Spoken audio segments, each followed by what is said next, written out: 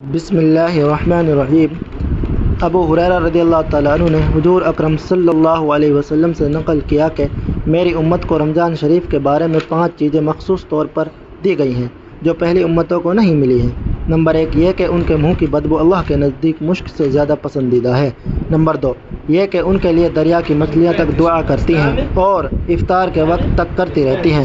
Number 3 جنت ہر روز ان کے لیے آراستہ کی جاتی ہے۔ پھر حق تعالیٰ شانہ فرماتے ہیں کہ قریب ہے کہ میرے نیک بندے دنیا کی مشقتیں اپنے اوپر سے پھینک کر تیری طرف آویں۔ نمبر 4 اس میں شرک شیاطین قید کر دیے جاتے ہیں کہ وہ رمضان میں ان برائیوں کی طرف نہیں پہنچ سکتے جن کی طرف غیر رمضان میں پہنچ سکتے ہیں۔ نمبر 5 رمضان کی آخری رات میں روزے داروں کے لیے مغفرت کی جاتی ہے۔ صحابہ رضی اللہ تعالیٰ عنہ نے عرض کیا کہ یہ شب مغفرت شب قدر ہے؟